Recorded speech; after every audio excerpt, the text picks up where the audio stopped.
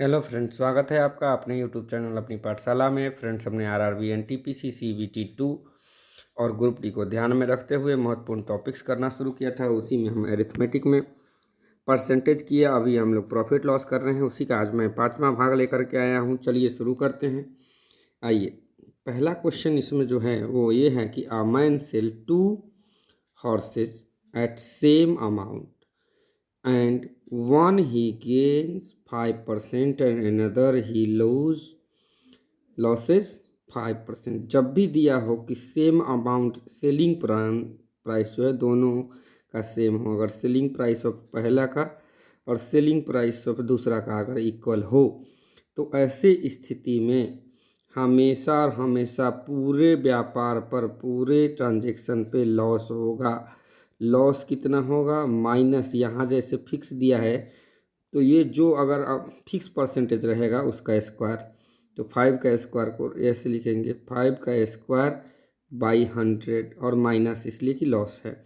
तो यहाँ क्या हो जाएगा? 5 का स्क्वायर हो जाएगा 25/100, तो करेंगे तो 0.25% का लॉस होगा। क्या होगा? लॉस होगा। ऐसा ट्रांजेक्शन में जब भी आएगा, जैसे 10 रहता तो 10 का स्क्वायर 100/100 1% का लॉस हो जाता। 20 रहता तो 20 का स्क्वायर 400 होता है, 400/100 तो 4% का लॉस हो जाता। तो यहाँ लॉस ही होगा ऐसे कंडीशन में जब दोनों सेलिंग प्राइस इक्वल हो और एक ही परसेंटेज एक में लॉस हो रहा हो, उतना ही परसेंट अगले में प्रॉफिट हो रहा हो। ऐसे कंडीशन में हमेशा और हमेशा पूरे जो है ना व्यापार पर, पूरे जो है ना ट्रांजेक्शन पर लॉस होगा। और लॉस क्या होगा? जितना परसेंट यहाँ गेन या लॉस में जो रहता है इक्वल, उसी का square by 100, x square by 100। तो यहाँ किए हैं तो 5 का स्क्वायर 25/100, तो 0.25 का लॉस हुआ है। तो यहाँ ऑप्शन ए हो जाएगा। अगले प्रश्न की ओर चलते हैं कि there would be 10% loss if a toy is sold 10.9%। 10% का फ्रैक्शनल वैल्यू हम लोग जान गए हैं कि 1/10 होता है। 10 जो होता है वो सीपी होता है और 1 वो प्रॉफिट या लॉस होता है। यहाँ लॉस है तो सीपी 10 यूनिट था, लॉस 1 यूनिट हो गया, तो एसपी क्या होगा? एसपी 9 यूनिट, और 9 यूनिट की वैल्यू दी हुई है 10.8, तो 1 यूनिट का वैल्यू 1.2 होगा। तो क्या हो जाएगा यहाँ पर? आप देखेंगे तो 10 यूनिट जो सीपी है वो हो जाएगा 12 रुपया। 12 रुपया, ठीक है। अब आइए आगे कहता है कि what at what price should be sold to earn profit 20%। 20% अगर करें, 10% में 1/10 है, तो 20% में 2/10 होगा। 10% की वैल्यू 12 रुपया दिया हुआ है, तो 2% का वैल्यू अभी 1 यूनिट का निकाले हैं 1.2, 2 से गुना कर दीजिए 1.2 को, कितना होगा? 2.4 ऐड कर दीजिए। 12 में 2.4 ऐड करेंगे तो कितना बिकेगा? 14 रुपया 40 पैसा में अगर बेचेगा तो उसको प्रॉफिट 20% हो जाएगा। तो ऑप्शन सी हो गया। कुछ नहीं किए हैं। 10% का फ्रैक्शनल वैल्यू 1/10 होता है। 10 जो डिनोमिनेटर में हर में होता है उसको हम लोग क्या मानते हैं? कॉस्ट प्राइस या क्रैमुल कहते हैं। ऊपर में जो होता है उसको हम लोग जो है ना लॉस या प्रॉफिट मानते हैं। तो 10 यूनिट अगर हमारा क्रैमुल है, उसमें से 1 यूनिट हानि हो गई, तो विक्रय मूल्य कितना हो गया? 9 यूनिट। 9 यूनिट का मान 10.8 दिया है, तो 1 यूनिट का मान 1.2 रुपया हो गया। क्रय मूल्य जो सीपी है मेरा यहाँ पर वो 10 यूनिट है, तो क्रय मूल्य क्या होगा? 12 रुपया हो जाएगा। 10 गुने 1.2 करेंगे तो अब कह रहा है कि अगर 20% प्रॉफिट लेना है, अभी 10% का वैल्यू निकाले हैं, 1/10 आया है, 20% में दोगुना करेंगे तो यहाँ क्या हो जाएगा? 2/10 हो जाएगा। 2/10, 10 यूनिट का वैल्यू तो 12 रुपये पता ही है। 2 यूनिट का निकालने के लिए क्या करेंगे? 1 यूनिट का 1.2 दिया है, उससे दोगुना कर देंगे तो 2.4, 12 रुपये में ऐड कर देंगे तो 14.4 रुपया जो है उसका विक्रय मूल्य हो जाएगा, अगर वो 20% प्रॉफिट पर बेचेगा तो। चलिए अगले प्रश्न की ओर चलते हैं। यहाँ है कि selling 110 mango is equal to the CP of 120 mango is realised if by selling 110 mango, तो सेलिंग लिखिए, selling price, the CP of 120 mango is realise, the gain profit करना है। तो सीपी और एसपी का रेशियो निकालिए, एसपी बाई सीपी। भाई क्या हो गया? ये 110 इधर चला जाएगा, 120/110, तो 0 0 कैंसिल। अगर CP 12 यूनिट होगा तो CP 11 यूनिट होगा तो SP 12 यूनिट होगा। तो क्रयमूल्य है भैया दिया हुआ। CP मतलब क्या था, सेलिंग प्राइस, जिसको हम लोग कहते हैं क्रय मूल्य। ये है CP। 120 आम का क्रय मूल्य जो है वो 110 आम के विक्रय मूल्य के बराबर है। इसी को किए तो SP जो है वो विक्रय मूल्य है, ये जो है क्रय मूल्य। क्रय मूल्य जो है अगर 11 यूनिट है तो विक्रय मूल्य कितना हो रहा है, 12 यूनिट। तो लाभ कितना हो रहा है, प्रॉफिट 1 यूनिट हो रहा है। और हम लोग जो है ना लाभ का परसेंटेज जो निकालते हैं वो क्या, CP पर, क्रय मूल्य पे। तो 1/11 हो जाएगा। CP जो है वो 11 यूनिट है तो 1/11 का फ्रैक्शनल वैल्यू फ्रैक्शन में है तो परसेंटेज क्या होगा, तो हम लोग पढ़े हैं परसेंटेज वाले चैप्टर में, क्या होगा 9 सही 1/11%। तो ऑप्शन हो जाएगा D। कुछ नहीं किए हैं। CP और SP का रेशियो दिया हुआ है कि 110 आमों का विक्रय मूल्य 120 आमों के क्रय मूल्य के बराबर है। तो पता चल गया कि क्रय मूल्य अगर 11 यूनिट है तो उसी आम का, एक आम का विक्रय मूल्य 12 यूनिट है। तो 11 यूनिट में खरीदे, 12 यूनिट में बेच रहे हैं, तो प्रॉफिट 1 यूनिट का हो गया। और जो है ना खरीदे थे 11 यूनिट में, तो हम लोग प्रॉफिट का परसेंटेज निकालते हैं। तो प्रॉफिट बटे क्रय मूल्य गुने 100 करते हैं। तो गुने 100 की 11/100 इसको निकालेंगे तो क्या आएगा, 9 सही 1/11%। चलिए अगले प्रश्न की ओर चलते हैं कि reduction of 25% in the price of egg will enable one to buy 4 dozen more egg for 96 rupees. What the price per dozen. सबसे पहले इसको याद रखने का एक ट्रिक है कि जब कभी भी ऐसा दिया हो कि किसी भी सामान के दाम में कमी या वृद्धि हो गई हो, उसको हम लोग ऊपर लिखते हैं डिक्रीज या इंक्रीज। बाय जो है हम लोग क्या करते हैं, 100 करते हैं, गुने ऊपर में रुपीज़ लिखते हैं और नीचे अगर केजी या डजन, जैसे मान लीजिए चीनी रहता है तो केजी में लिखते हैं, ठीक है। दाम कम हो जाता है तो डिक्रीज, या बढ़ जाएगा तो इंक्रीज। और करेंगे तो जो है ना, जो घटा हुआ दाम है वो पता चल जाएगा, ठीक है। तो व्हाट इज करेंट सिचुएशन में जो प्राइस है वो क्या है, ठीक है। सो पूछ रहा है कि कितना होगा।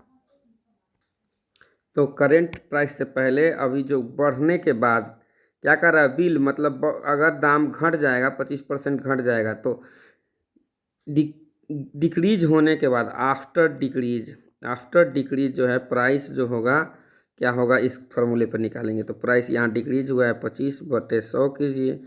हमने बोला है यहाँ रुपीज़ को रखेंगे तो कितना है, रुपीज़ में 96 और नीचे केजी या डजन है तो डजन कितना है, 4 है। बस कर दीजिए, हो गया। ये 1/4 आया, 4 और 4 4 जा 16 से ये 6 टाइम में चला गया।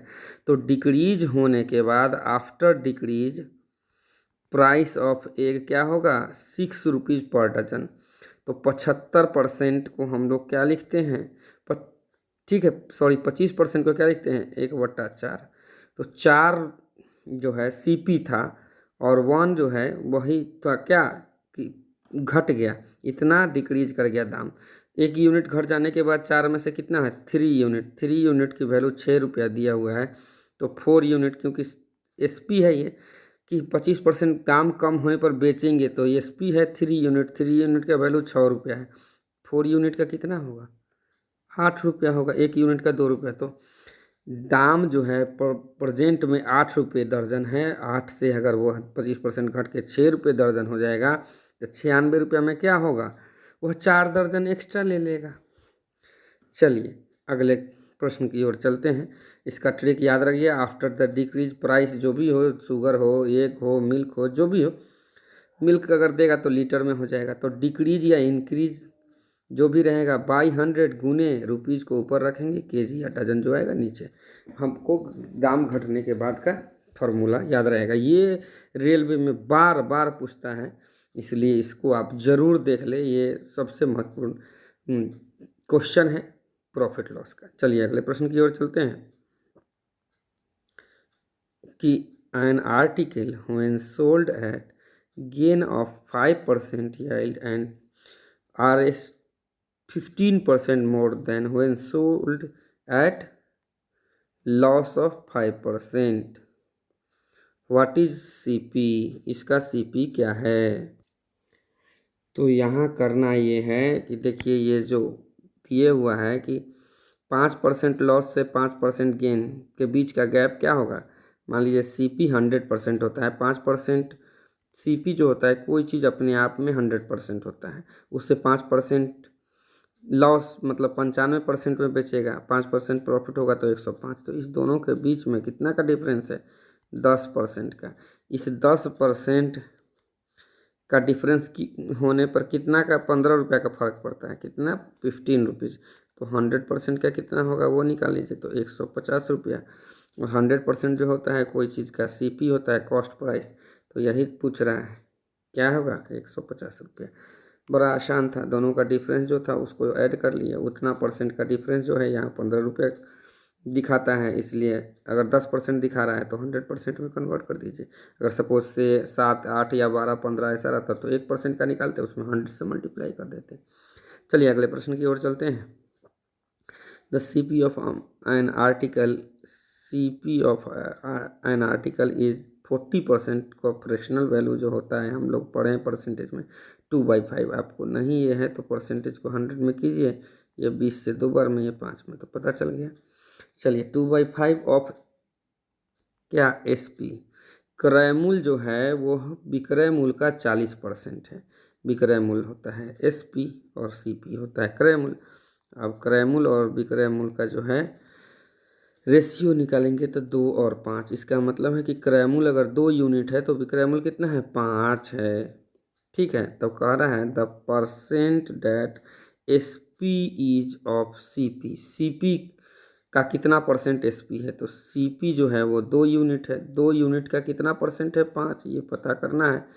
तो क्या करेंगे, 5/2, जिससे रेशियो कंपैरिजन करना है उसको नीचे गुने 100 करेंगे, तो यहाँ क्या हो जाएगा, इससे ये 50 बार में चला जाएगा 100, तो क्या होगा 50 × 5 250। तो कितना परसेंट हो जाएगा, SP जो है CP का 250% हो जाएगा। तो ये हो जाएगा CP और SP का रेशियो निकाल लिए।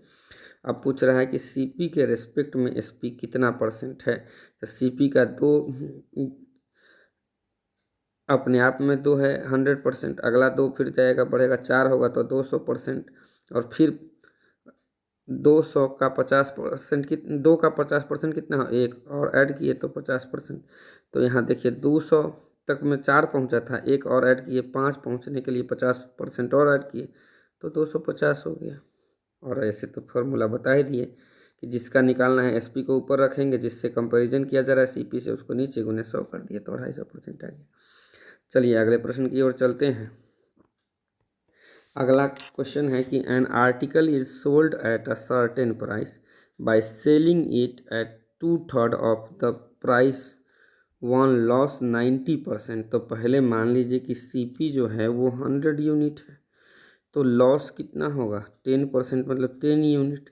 तो SP कितना होगा 90 यूनिट।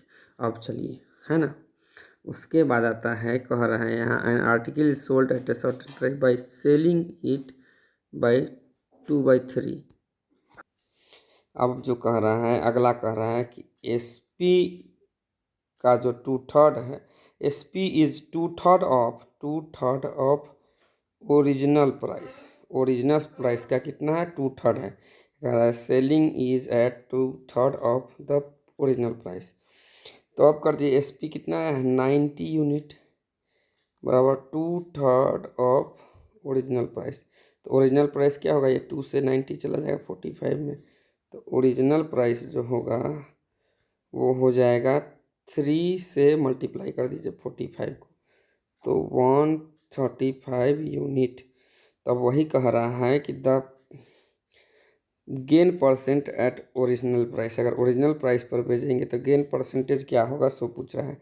तो 100 यूनिट में खरीदे हैं, 135 में बेचेंगे तो सीधा बात है कि कितना प्रॉफिट होगा, 35%। तो यहाँ ऑप्शन C है। चलिए कुछ नहीं किए हैं, पहले का 10% लॉस था तो CP 100 यूनिट मान लिए, लॉस 90 यूनिट, तो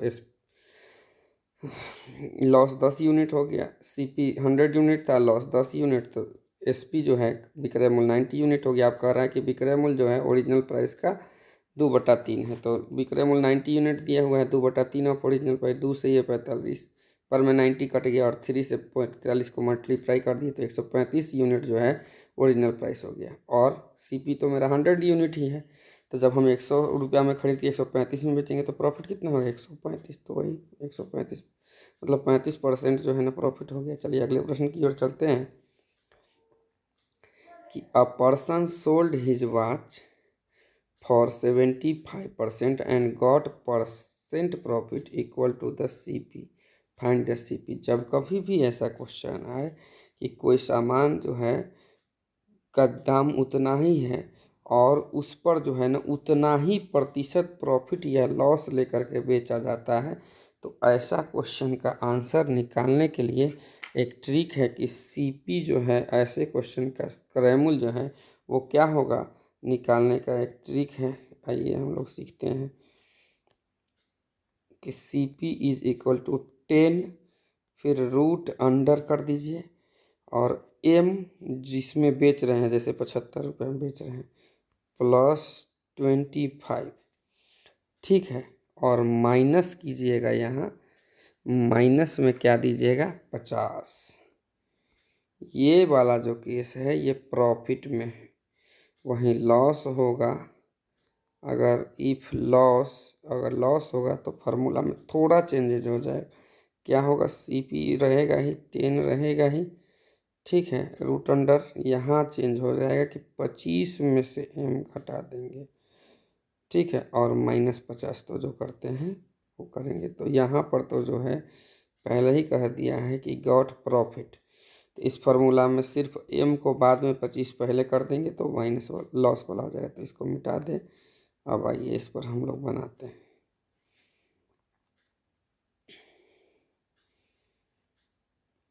इस एम के बदले में हम 75 रख देंगे, 75 प्लस 100 कितना होगा 100, 10 और रूट अंडर 100 -50 क्या हो गया 10 गुने, फिर ये रूट अंडर 10, 100 का क्या होगा 10, तो 10 × 10 -50, 10 गुने 10 कितना 100 में से 50 घटा दीजिए, मतलब उस घड़ी का जो क्रयमूल्य था सीपी जो था वो क्या था 50। मतलब जब कभी भी ऐसा दिया हो कि कोई वस्तु अपने क्रयमूल्य के बराबर ही उतना ही परसेंट प्रॉफिट पर बेचा जाता है तो क्रयमूल्य निकालिए, तो क्रयमूल्य यही होगा बराबर 10 × root under M plus 25 minus 50।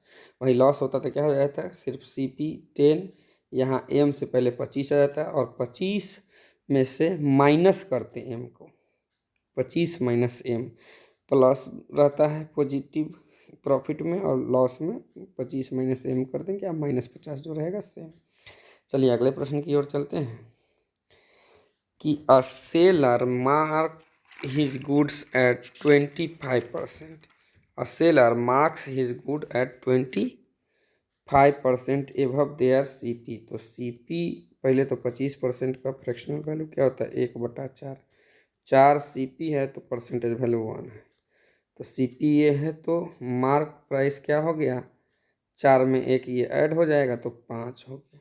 Mark price जो है 4 से 5 कर दिया। अब कह रहे हैं क्या कि and allow a discount of 10%, तो 10% का डिस्काउंट निकालने के लिए तो मार्क प्राइस कितना है 5 है तो डिस्काउंट कितना मिलेगा 5 का 0.5, तो मार्क प्राइस ये में से डिस्काउंट घटा देंगे तो जो बचेगा वो सेलिंग प्राइस होगा, तो सेलिंग प्राइस कितना हो गया 4.5, क्या हो गया 4.5, तो यहाँ सीपी पता है एसपी पता हो गया, तो अब प्रॉफिट परसेंट क्या होगा, प्रॉफिट कितना हो गया 0.5, भाई 4 रुपया 4 यूनिट में खरीदे थे 4.5 यूनिट में बेच रहे हैं तो 0.5 का प्रॉफिट हो गया कितने पे 4 पे। अभी डेसिमल को हटाइए यहाँ दे दीजिए, गुने 100 तो करते ही हैं, तो क्या होगा 5 से 40 जाएगा 8 बार में, 8 से कीजिएगा तो ये 8 4 से 2 बार में ये 25, तो 25/2 को अगर हम करेंगे तो 12.5% आएगा। कितना आएगा 12.5%, कुछ नहीं किया, यहाँ पर दिया हुआ था कि 25% एबव सीपी से रख रहा था, सीपी को 25% को किया 1/4 है, मतलब 4 सीपी है तो 1 और बढ़ जाएगा, तो मार्क प्राइस क्या होगा 5 यूनिट, 10% का डिस्काउंट दे रहा है, 5 का 10% कितना होगा 0.5, उतना घटा दिया तो सेलिंग प्राइस आ गया 4.5, 4 का खरीदा हुआ 4.5 में बिक रहा है तो प्रॉफिट कितना हुआ 0.5 बट्टे कितना 4। अब डेसिमल को हो रहा है तो यहाँ 0 लगा दिए तो 5/40 को 1/8 हो जाता है। गुने 100 किए तो कट के आ गया 25/2, जिसको हम लोग 12.5% कर देंगे। तो ये आसानी से आ गया। चलिए अगले प्रश्न की ओर चलते हैं कि if an article is sold at 5% gain instead of 5% loss. ऐसा बनाए ही है कि हम बताए कि CP 100% होता है। अगर उसको जो है SP जो भी हो, कह रहा है कि sold 5% gain instead of 5% loss, तो SP पे 5% लॉस पर बेचेगा। मतलब क्या होगा कि 95% ऑफ CP। 100 रुपये का सामान है, अगर हम 5% लॉस पर बेचेंगे मतलब क्या, क्रय मूल्य का 5% लॉस हो गया। 5 रुपये लॉस हो गया मतलब क्रय मूल्य का 95% पर बिक रहा है। 5% प्रॉफिट पर बेचेंगे तो क्या होगा, क्रय मूल्य का 105% ऑफ CP हो जाएगा। तो यहाँ से 95 से 105 के बीच का गैप कितना है, गैप जो है वो 10% है। क्या है, गैप 10% है। तो 10% का वैल्यू एक जगह और दिया हुआ था 15, उसी तरह यहाँ दिए हुआ है कि सेलर गेट 6.72। तो 6.72 एक्स्ट्रा पता है, तो 10% का वैल्यू 6.72, तो पूरा 100% जिसको CP कहते हैं वो क्या हो जाएगा, 6 पॉइंट को हटा के 67.2 रुपीज़ हो जाएगा। 67.2 रुपया हो जाएगा। तो CP ऑफ आर्टिकल पूछ रहा है, तो CPA तो 100% जो होता है वो CP होता है। तो CP ऑफ आर्टिकल क्या होगा, 67.20 रुपया। आपको अगर ये वीडियो पसंद आया हो तो वीडियो को जो है ना लाइक करिए, और ज़्यादा से ज़्यादा लोग आपके जो जान पहचान के हैं, जो लोग किसी भी कंपटीशन की तैयारी कर रहे हैं या किसी चीज़ की तैयारी कर रहे हैं, किसी भी वनडे एग्जामिनेशन का या MBA हो, किसी भी इंट्रेंस एग्जामिनेशन को देने के लिए, एडमिशन के लिए भी जो टेस्ट होता है उसमें भी एप्टीट्यूड टेस्ट लिया जाता है, और उन सबों में ये कारगर साबित हो सकता है। तो ऐसा वीडियो देखने के लिए आप इस चैनल को सब्सक्राइब करें, ज़्यादा से ज़्यादा लोग के साथ शेयर करें और वीडियो को लाइक करें। धन्यवाद।